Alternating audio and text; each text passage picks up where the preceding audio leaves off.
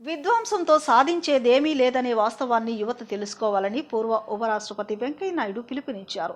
దేశాన్ని, జాతిని కించపరిచే మాటలు మాట్లాడడం సరికాదన్నారు. స్పష్టమైన లక్ష్యాలు నిర్దేశించుకుని కష్టపడి పనిచేసేవారు జీవితంలో తప్పనిసరిగా ఉన్నత స్థాయికి ఎదుగుతారన్నారు. అమరావతిలో అమృత యూనివర్సిటీ స్నాతకోత్సవంలో మంత్రి నారా లోకేష్తో కలిసి ఆయన పాల్గొన్నారు. అనంతరం విద్యార్థులకు బంగారు పతకాలు, పట్టాలు అందజేశారు. ఈ సందర్భంగా ఆయన మాట్లాడుతూ భారతీయులు, ముఖ్యంగా తెలుగువారిలో నాయకత్వ లక్షణాలను గుర్తించి బహుళజాతి కంపెనీలు అవకాశాలు ఇస్తున్నాయని, సత్య నాదెళ్ల అందుకు నిదర్శనమని తెలిపారు. విద్యార్థి ఉద్యమాల్లో చురుగ్గా పాల్గొన్నాను కాబట్టే నాయకుడిగా ఎదిగానని, అత్యవసర పరిస్థితిలో జైలు జీవితం అనుభవించానని వెంకయ్య నాయుడు గుర్తు చేసుకున్నారు. స్కూలు, కాలేజీ, యూనివర్సిటీలో విద్యార్థి నాయకుడిగా పనిచేసి ఎమ్మెల్యేగా గెలిచి రాజ్యసభ సభ్యుడిగా, కేంద్ర మంత్రిగా, ఉపరాష్ట్రపతిగా పనిచేయడం అంత కష్టపడడం వల్లే వచ్చిందన్నారు. పదవి విరమణ తర్వాత యువతను ప్రోత్సహించడం కోసం ఇలా కాలేజీలు, యూనివర్సిటీలకు వెళుతున్నట్లు చెప్పారు. చదువు, ఉద్యోగం, భవిష్యత్తుపై దృష్టి సారించి ముందుకు వెళ్లాలని, సానుకూల దృక్పథంతో ఉంటే అనుకున్నది తప్పక సాధిస్తారని విద్యార్థులకు మాజీ ఉపరాష్ట్రపతి ఎం వెంకయ్యనాయుడు సూచించారు. చదువుతో పాటు సంస్కారం చాలా ముఖ్యము. సంస్కారం లేని చదువు శుద్ధ దండగా. ఆ విషయాన్ని అందరూ గుర్తుపెట్టుకోవాలి. సంస్కారం ఉండాలి, నీతి ఉండాలి, నిజాయితీ ఉండాలి, క్రమశిక్షణ ఉండాలి, ఐకమత్యం ఉండాలి. సమాజంలో ఇతరులతో కలిసి మన కష్ట సుఖాలు పంచుకునే దానికి సిద్ధంగా ఉండాలి. అందుకని నేను అందరికీ చెప్తుంటాను, love and live with the nature. Nature, culture together for ever bright future. Nature, culture together for our bright future. We must love the nature. We must get up along with the sun. Not, I don't think any one of you have any sons, but I am talking of the sun. S-U-N, Surya. He is a God who gives us darshan every day without any offering. He blesses us in the morning. Raise the sun. Do your activity, and by that time sunset, try to complete your work. That is my advice to all the youngsters. Some of you may think it's a little hard, except people who are doing night shift. Night shift, of course, they have to work in IT and other things. But others, my advice is this. And then spend less time with computer. People are talking about coming artificial intelligence. I would request all of you to please stand up. All the students, please stand up.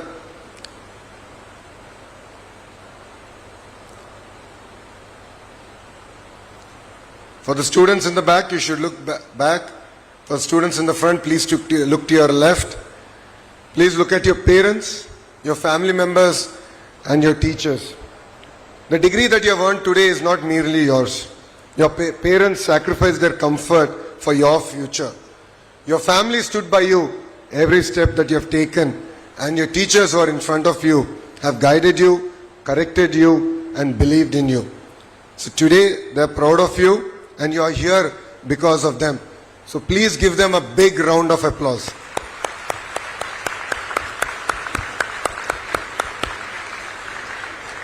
Thank you very much. You may please take your seats. My dear graduates, I visited many universities across India. Every university gives you knowledge, every university gives you degree. But some universities have something more. And I believe Amrita is one such university.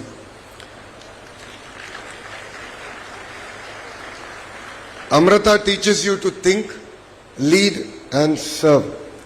That is what makes this university truly special.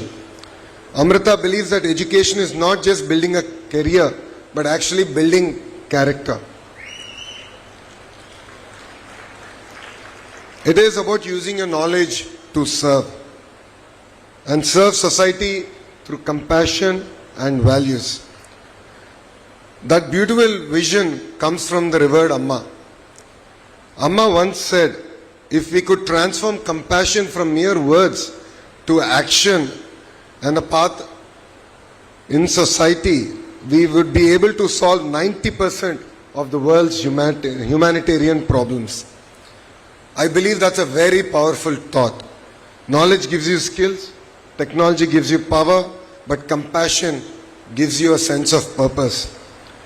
That is the greatest lesson Amrita gives every student who's sitting in front of me. రానున్న గోదావరి పుష్కరాల సమయంలో గోదావరి నది వెంబడి ఏ స్నానఘట్టంలో పుష్కర స్నానం ఆచరించినా పుణ్యం లభిస్తుందనే విశ్వాసాన్ని భక్తుల్లో కల్పించేందుకు ఇప్పటి నుంచే తగిన కార్యాచరణ ప్రణాళికలను సిద్ధం చేయాలని ప్రభుత్వ ప్రధాన కార్యదర్శి జి సాయి ప్రసాద్ అధికారులను ఆదేశించారు. గోదావరి పుష్కరాలు 2027పై సచివాలయంలో ఆయన అధికారులతో సమీక్ష నిర్వహించారు.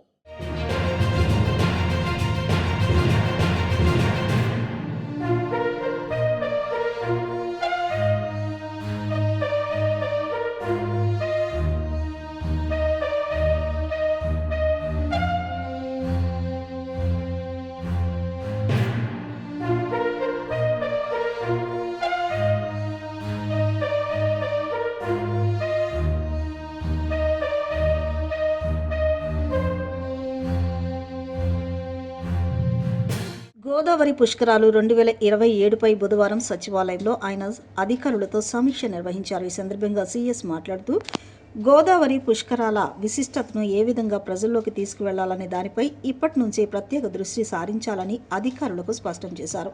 ముఖ్యంగా స్నానం, దానం, పితృదర్పణం వంటి నినాదాలతో గోదావరి పుష్కరాల్లో రాష్ట్ర, దేశ, విదేశీ భక్తులు అధిక సంఖ్యలో వచ్చి పుష్కర పుణ్య స్నానాలు ఆచరించే విధంగా తగిన కార్యాచరణ ప్రణాళిక సిద్ధం చేయాలని ఆదేశించారు. భక్తుల రద్దీని నిర్వహించేందుకు స్నానఘట్టాల వారీగా తగిన కార్యాచరణ ప్రణాళికను సిద్ధం చేయాలని చెప్పారు.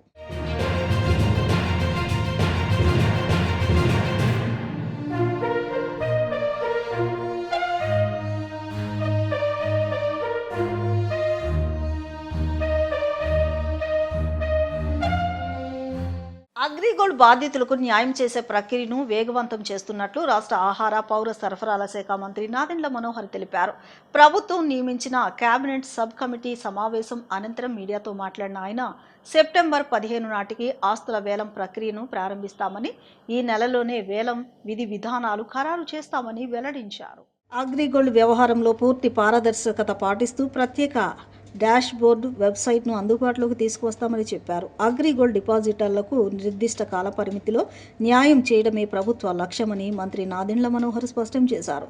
న్యాయపరమైన చిక్కులను ఒక్కొక్కటిగా పరిష్కరిస్తూ ముందుకు వెళుతున్నామని తెలిపారు. నేను మీ దృష్టికి తీసుకొచ్చాను. ఆక్షన్ విషయంలో విధి విధానాలు 11వ తారీఖు కల్లా మేము సిద్ధం చేస్తాం.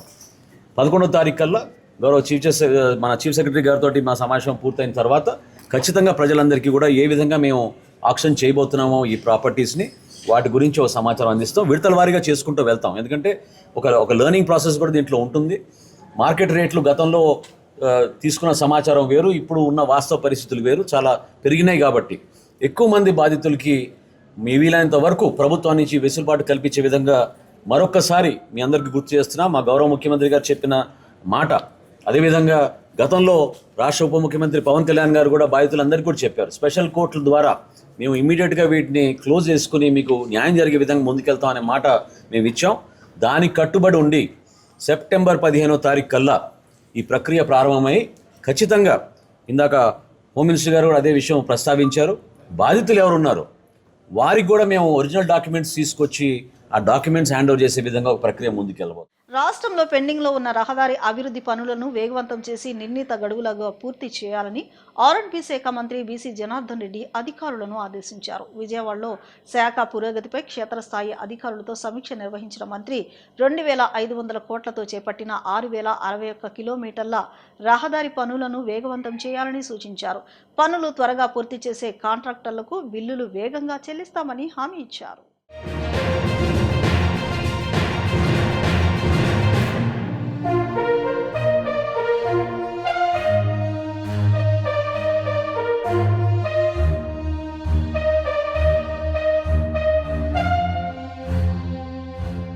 పనులు త్వరగా పూర్తి చేసే కాంట్రాక్టర్లకు బిల్లులు వేగంగా చెల్లిస్తామని హామీ ఇచ్చారు. అలాగే 72,688 కోట్ల విలువైన జాతీయ రహదారి ప్రాజెక్టుకు భూసేకరణ ప్రక్రియను వేగవంతం చేయాలని అధికారులను ఆదేశించారు. ఈ సందర్భంగా శాఖ అభివృద్ధి కార్యక్రమాలను ప్రజలకు చేరువ చేసేందుకు వాచ్ ఏపీ రైస్ పేరుతో ఆర్ఎండ్బీ శాఖ అధికారిక యూట్యూబ్ ఛానల్ను మంత్రి ప్రారంభించారు.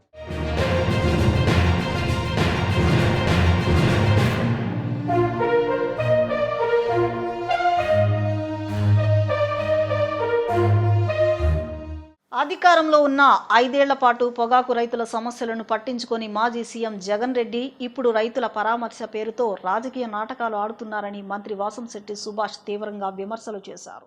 దేవరపల్లి పర్యటన రైతులకు ఉపయోగపడలేదని, ప్రజలకు ఇబ్బంది కలిగించడం తప్ప మరో ప్రయోజనం లేదన్నారు. రైతుల సమస్యలపై వైసీపీ ప్రభుత్వ హయాంలో స్పందించని జగన్ ఇప్పుడు రైతులపై ప్రేమ చూపిస్తున్నట్లు నటించడం ప్రజలను మోసం చేయడమేనని మంత్రి ఆరోపించారు.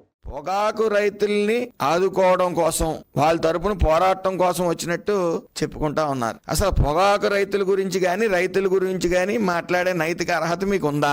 ఆ విషయానికి వస్తే పొగాకు సాగు చేస్తున్న ప్రతి రైతుకి కూడా అండగా నిలబడటమే ఈ కూటమి ప్రభుత్వం ప్రాధాన్యత.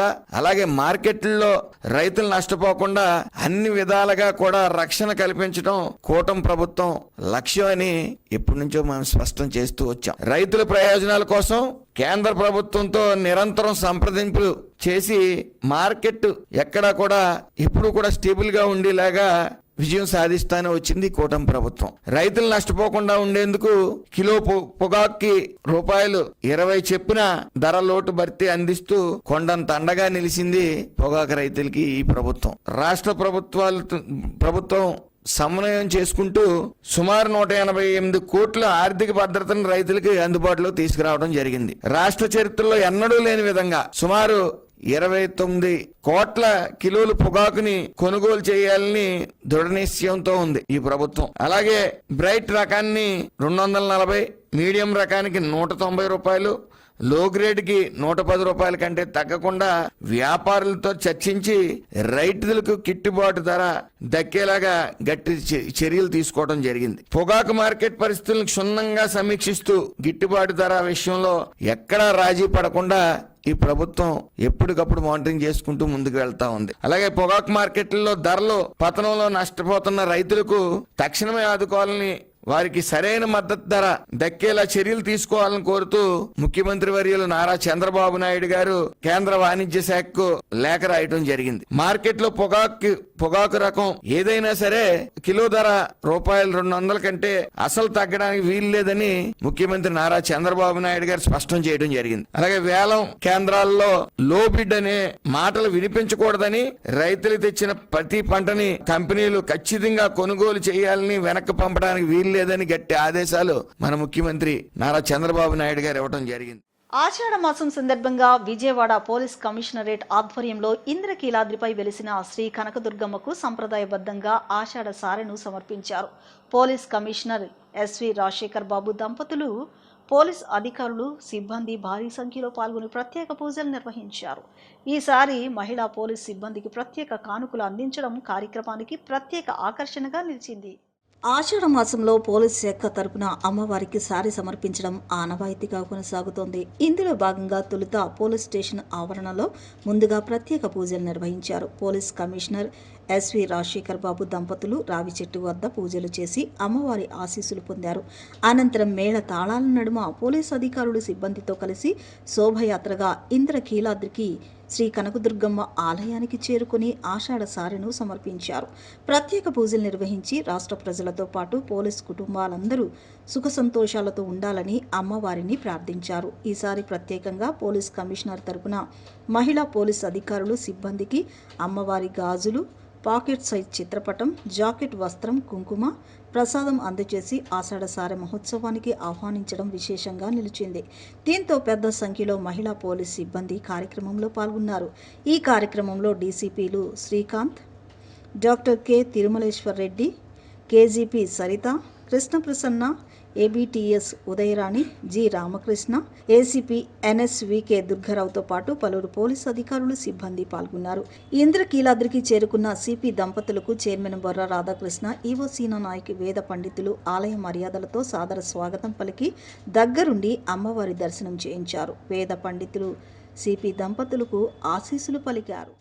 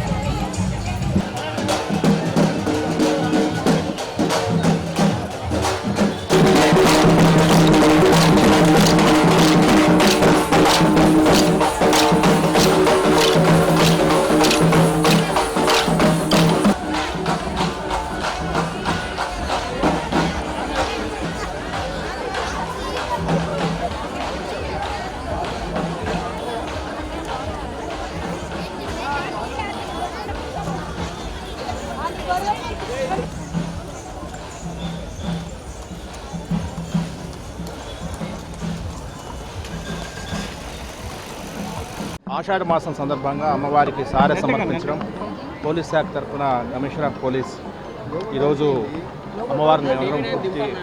అమ్మవారిని మా ఆడబిడ్డగా మేము పరిగణిస్తాము. ఈ సందర్భంలో అమ్మవారికి 3వసారి ఆషాఢ మాసం సందర్భంగా సారె సమర్పించడం చాలా అదృష్టంగా భావిస్తాను.